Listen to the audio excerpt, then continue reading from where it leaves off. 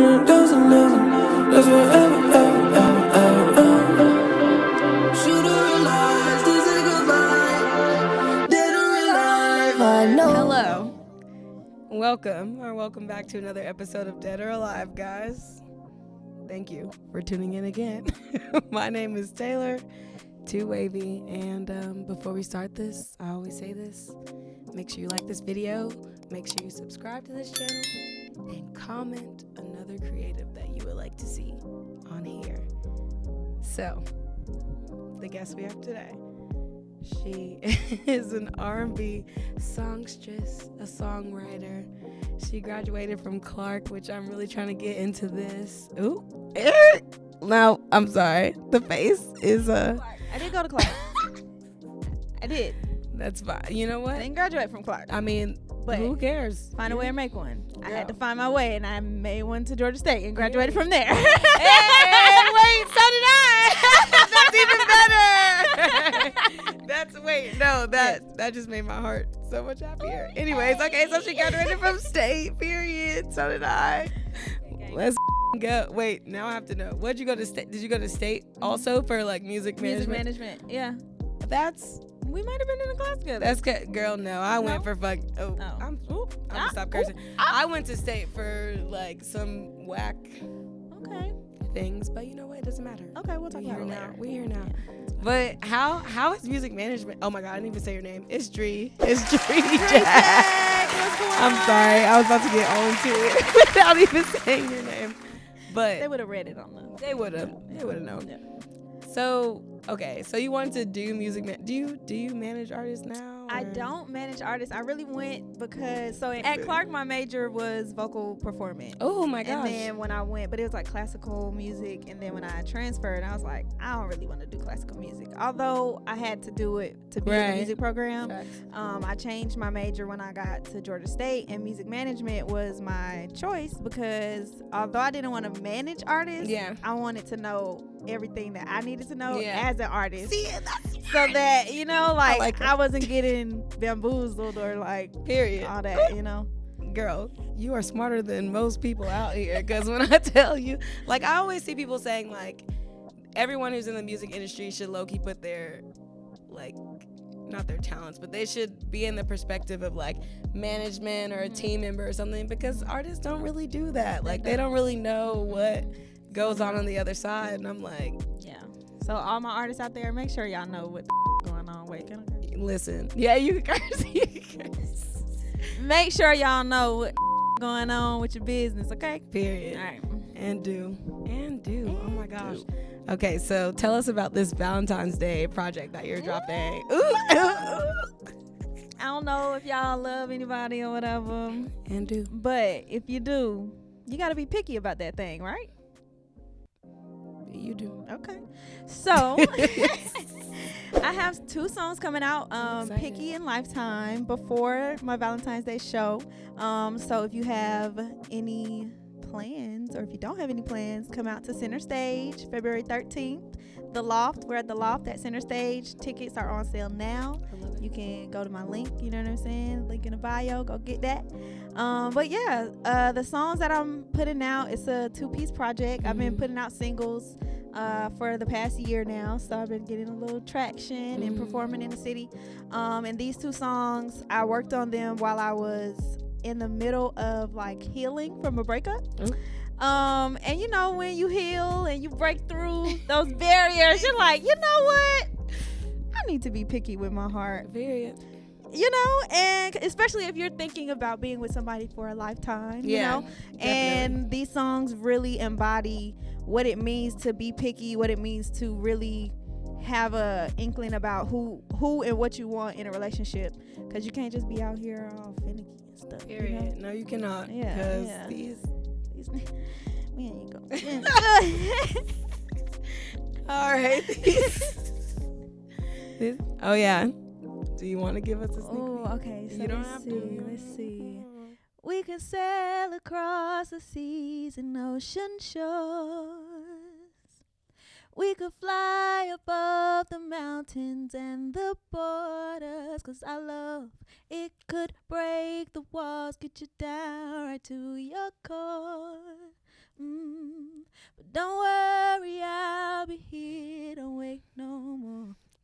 I'll wait for you for a lifetime. Oh no, I'll wait for you for a lifetime. Come to the show. See Yo, like, are we kidding? Are we kidding? No, I almost cried. Yo, not the voice. Like, she didn't even warm up or nothing. Like, she just really came and just started singing. I'm really guys. like, I'm sick right now. Oh. This is not okay. This is not okay. Wow, that was great. Hey, want me to get you some tissue? Oh my God, Yeah. I'm really tearing up. Oh my God, thank you. I really am tearing up. That was great. Whew. Okay, who are 3 people that you would meet, dead or alive, and why would you meet them? Okay, first, I would definitely meet Aretha Franklin. Yes. Love her. I wish I could have seen her live before she passed. And I would ask Aretha, Miss Franklin. Yes. How I watched her documentary. I was actually in the documentary with Jennifer Hudson. I got a little, snapshot of me in there. But I would ask her like how she managed to really stay like sane through everything that she went through, like in her personal life as well as like her career. She was very gung-ho about like getting everything that she wanted and making sure that whatever she had in her mind, like it was the exact same thing that came out. So just like how she was able to remain strong and grounded, you know what I'm saying, like in whatever she wanted to create, because I mean it's hard in the industry already, but I'm sure like back then it was like what you say, like, ma'am, go sit down, like go sing in the studio. Like you don't have any reign in the office. And just seeing like the documentary and reading about her and listening to her music like growing up, I didn't really, my parents are pastors, so we didn't really get to listen to any music unless we were like at school. I did musical theater growing up, so we would hear those songs and listen to the songs for musical theater purposes. But now like growing up, we're like, oh well, this is really what she was going through when she made this song, or you know what I'm saying. So it's like I wonder how she really just stood in that and grounded herself. Let's see, Whitney Houston. Love Whitney. So if you could sing any song with Whitney right now, what would you sing? I would sing "Wanna Dance with Somebody." Yeah, for sure. When I started like artist development and stuff, that was my go-to song. Like, clock strikes upon the hour and the sun begins to fade. Still enough time to figure out how to chase my blues away. I've done alright up till now. It's the light of day that shows me how. And when the night falls, my lonely heart calls. Say what? Oh, I wanna dance with somebody. I'm not gonna sing 'cause I sound bad. I'm like, yes, that's what I'm saying. That's what I'm saying. Whitney be like, what you think? I said, hey. No. I refuse. I love Whitney. Not you can. Woo, girl. She didn't even have to. For sure. Yo, I'm sick. The way that you are just singing and like there's no warm up. Like, what are we doing? Like, what are we? How is this happening? I don't understand. Jesus. Missy Elliott alive. she's alive, guys. Missy Elliott is so fire, bro. Yes. Like, can we all need to take a second to think about Missy Elliott's contribution to like music, because she's done everything, worked with everybody, literally, like really brought Jasmine Sullivan to the world. Jasmine, hello.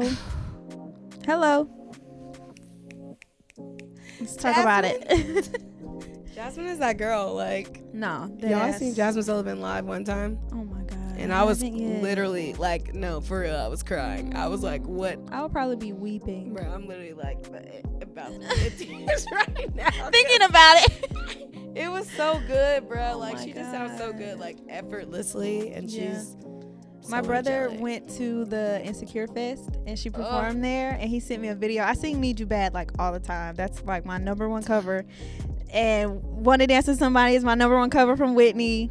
Aretha, Ain't No Way. But when he sent me that video, it was like, how is her voice so pure? And like, I felt like I was there. Like, I watched it full screen. Like, Bro. I'm here, y'all. I'm with you. I am too. I'm with you. Like, what? Yeah. Oh my God. Yeah, I love her. I love her. I'm tearing up, bro. This is not good. Okay. She's emotional. I really am, bro. What did I do? What did Your voice and Jasmine's, it was too much. Oh. All right, I guess Put we're it in the about to- atmosphere. Yes, my voice and Jasmine's together. Hey. So tell me about Missy. She. Yes, she's the goat. And- So talking about Jasmine Sullivan, I opened for Justine Skye at Masquerade this past September. Oh my God, I did not know that. Yes, girl. Shout out to Justine Skye. So I opened for her and I sing, like I said, I sing the covers. My go-to covers are Need You Bad, Wanna Dance with Somebody. And I sang Need You Bad to open up the show, open up my set. And one of my homeboys, Rob Milton, he tagged Jasmine Sullivan like in his story, like of me singing, and she reposted me. I was like, what? Right. Oh my God, what in the world? So then I went to the Millennium Tour, and the host was like walking around the floor, and me and my friends like flagged him down so I could sing on the mic. And so I sang Need You Bad at the Millennium Tour. And I like posted it on Twitter, Instagram, and I tagged Missy because she wrote it and produced it. Right. And she retweeted it. She replied to me like dope, like fire emojis. I was like, oh, y'all, I don't cry, y'all. But this was the day that I cried, okay, in my kitchen. Like, what? Missy Elliott. And she followed me. I was like, okay. Period. I made it. Once you got the I Missy made follow, it. what else? Hey do you Missy, need? if you're trying to produce my album, my debut album, I'm with it. If you with it, girl, let's do it. Period. But yeah, so like, That's so awesome. I love her. Are you kidding? Y'all.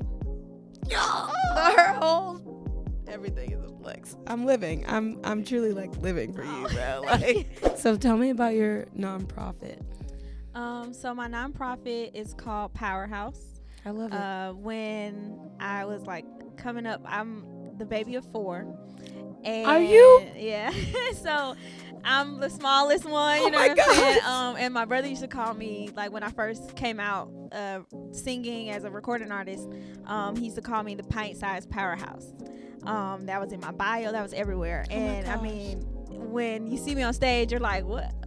How is that voice coming out of her? You know what I'm saying? And so Powerhouse is just another level of who I am. It's going to be geared towards kids dealing with grief and loss. I lost my brother when I was 13 years old.